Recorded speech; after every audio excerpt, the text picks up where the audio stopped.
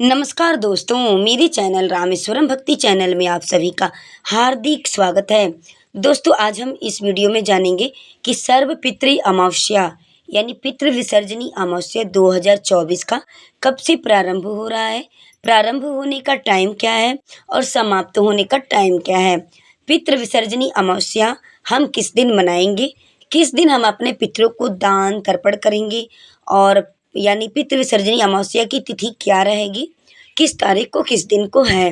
पितृ विसर्जनी अमावस्या को सर्वपितृ अमावस्या के दिन हमें किन किन कार्यों को करना चाहिए, सर्वपितृ अमावस्या के दिन कौन कौन से महत्वपूर्ण कार्य हैं जिन्हें हमें जरूर करना चाहिए। और दोस्तों, सर्वपितृ अमावस्या के दिन इस बार यानी पितृ विसर्जनी अमावस्या पर सूर्य ग्रहण भी लग रहा है। तो हम आज सूर्य ग्रहण के बारे में भी जानेंगे कि सूर्य ग्रहण लगने का टाइम क्या है, क्या यह सूर्य ग्रहण जो है कि हमारे भारत में दिखाई देगा, इसका सूतक हमारे भारत में सूतक का प्रभाव पड़ेगा। तो इन सभी महत्वपूर्ण बातों की जानकारी हम आज इस वीडियो में पाएंगे। तो दोस्तों, वीडियो में लास्ट तक आप लोग मेरे साथ बने रहिए। अगर वीडियो पसंद आए तो चैनल को सब्सक्राइब कर लीजिएगा, वीडियो को लाइक कर दीजिएगा और बेल आइकन की घंटी को जरूर प्रेस कर लीजिएगा। कमेंट करना आप बिल्कुल मत भूलिएगा। दोस्तों, इस वर्ष 2024 में पितृ विसर्जनी अमावस्या यानी सर्वपितृ अमावस्या हमारे पंचांग के अनुसार अश्विन माह की कृष्ण पक्ष की अमावस्या तिथि 1 अक्टूबर 2024 दिन है मंगलवार को सुबह 9:34 से प्रारंभ हो रही है, जो 2 अक्टूबर दिन है बुधवार 2024 को सुबह 2:19 पर समाप्त होगी। उदय तिथि के हिसाब से सर्वपितृ अमावस्या 2 अक्टूबर 2024 दिन बुधवार को ही मनाया जाएगा। सभी लोग अपने पितरों का तर्पण इसी दिन करेंगे। 2 अक्टूबर 2024 बुधवार के दिन ही पितृ विसर्जनी अमावस्या है। इस दिन स्नान दान करने का विशेष महत्व रखता है। हमारे पितृ जो पूर्वज होते हैं उनको हम इस दिन विदा करते हैं। हमारे पूर्वज 16 दिनों के लिए पृथ्वी पर आते हैं पितृलोक से, तो उनका आज जो है कि पितृ विसर्जनी अमावस्या के दिन उनका दान तर्पण किया जाता है, उनको यानी विदा किया जाता है पृथ्वी लोक से। तो वो लोग यानी अपने सभी पूर्वज जो है कि सभी अपने दरवाजे पर आते हैं, खड़े होते हैं और देखते हैं कि हमारे घर के लोग, हमारे बेटे बहू, हमारे वंशज लोग हमारे लिए कितना सब कुछ कर रहे हैं, कितना दान तर्पण कर रहे हैं। तो वो उस तरह से अगर दान तर्पण उन लोगों के मनपसंद होता है, अच्छा लगता है, तो वो अपने वंशज को अच्छा आशीर्वाद देते हैं और नहीं तो पितृ नाराज हो जाते हैं। और जब पितृ नाराज होते हैं तो घर में जो है कि पितृदोष लगता है। तो पितृदोष का बहुत बड़ा मतलब असर पड़ता है अपने घर परिवार पर, अपने हर एक स्थिति पर पितृदोष का बहुत ही बुरा असर पड़ता है। तो पितृदोष से बचने के लिए सर्वपितृ अमावस्या के दिन, पितृ विसर्जनी अमावस्या के दिन आप पितरों को खुश करिएगा, दान दर्पण करिएगा, भूखों को भोजन कराइएगा, ब्राह्मण को भोजन कराइएगा, दान दक्षिणा दीजिएगा। दान दक्षिणा में आपके पास जो भी है वो ही आप दान दक्षिणा कर सकते हैं। कोई ज़रूरी नहीं है कि बहुत सारा दान में दिया जाता है सब कुछ, ऐसा कुछ भी नहीं है। उस दिन मतलब उनके नाम पे कुछ भी दान देना चाहिए, दक्षिणा देना चाहिए, फल फ्रूट्स, भोजन में ब्राह्मण को भोजन कराएं, भूखे को भोजन कराएं, ज़रूरतमंदों को भोजन करें, दान करें। इन सभी कार्यों को पितृ विसर्जनी अमावस्या के दिन अवश्य ही करना चाहिए, क्योंकि ये जो अमावस्या होती है ना, अश्विन माह की अमावस्या तिथि पितरों के लिए ही विशेष रूप से उनके लिए ही समर्पित होता है। अश्विन मास की कृष्ण पक्ष की अमावस्या पितृ विसर्जनी अमावस्या के नाम से जाना जाता है। इस सर्व पितृ अमावस्या के दिन किन किन पितरों का होता है श्राद्ध। चलिए हम जानते हैं कि किस किस पितरों को उस दिन मतलब श्राद्ध किया जाता है। वैसे तो देखिए, हमारे जो भी पितर हैं उनकी तिथि अगर हमको ज्ञात है तो उस तिथि पर हम लोग इन 16 दिनों में, पितृपक्ष के 16 दिनों में जो है कि पितृपक्ष के 16 दिनों में हम अपने पूर्वजों की तिथि को याद रखते हैं। उसी तिथि पर हम जो है कि ब्राह्मणों को भोजन कराते हैं, दान दक्षिणा देते हैं, पिंडदान देते हैं। लेकिन मानते हैं कि जिनके घर में अज्ञात पूर्वज हैं, जो कि अज्ञात जो पितृ हैं, जिनके बारे में हमें ज्ञात नहीं है कि उनकी तिथि क्या है। कभी ऐसी होती है कि किसी कारणवश हमें तिथि भूल जाती है, या फिर कई पूर्वज ऐसे होते हैं कि जो जिनकी मृत्यु हो गई है, देहांत तो हो गया है, कहीं गए हैं, उनका देहांत तो हो गया, उनकी तिथि का कोई ज्ञात नहीं है, हमें समझ नहीं है, हम जानते नहीं हैं। तो ऐसे पितरों का जो है कि पितृ विसर्जनी अमावस्या के दिन उनका यानी पितृपक्ष का जो आखिरी दिन होता है अमावस्या तिथि, उसी तिथि पर हम उन लोगों का पिंडदान करते हैं, उनके नाम पर भोजन ब्राह्मण को भोजन कराते हैं, भूखों को भोजन कराते हैं, दान करते हैं, दक्षिणा करते हैं। मतलब इन सभी कार्यों को पितृ विसर्जनी अमावस्या के दिन किया जाता है कि जो अज्ञात पूर्वज हमारे हैं, अज्ञात पितृ लोग जो हमारे हैं, पितृ देवता, उनकी तिथि को हम लोग उसमें समर्पित कर देते हैं। जो पितृ विसर्जनी अमावस्या के दिन हम इन सभी कार्यों को करते हैं। तो देखिए, गंगा के तट पे भी जाके यह कार्य आप कर सकते हैं, किसी नदी के तट पे जाके कर सकते हैं। तो नहीं जा सकते हैं तो अपने घर में भी कर सकते हैं।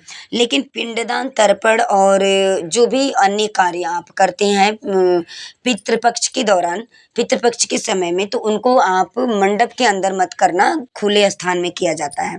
जो भी ये सब कार्य किए जाते हैं खुले स्थान में किए जाते हैं। पितरों का दान तर्पण जो भी आप करेंगे पितरों के लिए अमावस्या तिथि पर या पितृपक्ष के दौरान, तो आप खास जो ये बातें हैं इनका आप लोग जरूर ध्यान में रखें। अगर आप पितरों का तर्पण कर रहे हैं तो पवित्रता का खास ख्याल रखना चाहिए और तामसिक भोजन और विवाद से दूर रहें, लोगों से विवाद न करें, झगड़ा लड़ाई मत करें। और पितरों का तर्पण दान जो भी आप करें वो सब दक्षिण दिशा की तरफ मुख करके बैठ के करें। और अपने घर में जब तिथि पे भोजन आप कराते हैं ब्राह्मण को, तो उसका भी मुख, ब्राह्मण का भी मुख जो है कि दक्षिण दिशा की तरफ होना चाहिए। कई ब्राह्मण तो इसको गलत भी मानने लगेंगे कि हम दक्षिण दिशा की तरफ बैठ के क्यों करें, लेकिन पितरों का जो दिशा होता है ना, जो पितरों के कर्म करने का जो दिशा होता है उनका, वो दक्षिण दिशा ही बताया गया है। तो आप जो भी पितरों के निमित्त जो कार्य करें वो दक्षिण दिशा की तरफ मुख करके करें, तो आपको बेहतर मतलब आशीर्वाद मिलेगा अपने पितरों का। और जब पितरों के निमित्त जो तर्पण दान किया जाता है, सर्वपितृ अमावस्या यानी पितृ विसर्जनी अमावस्या के दिन आप पीपल के वृक्ष में जल भी डाल सकते हैं। पीपल के वृक्ष को जल समर्पित करना बहुत ज़्यादा शुभ होता है। और जो कि हमारे सभी पितृ जो है ना, कहते हैं कि दोपहर के समय में पितृ जो हमारे होते हैं, पितरों का समय होता है पीपल के वृक्ष में वास करने का।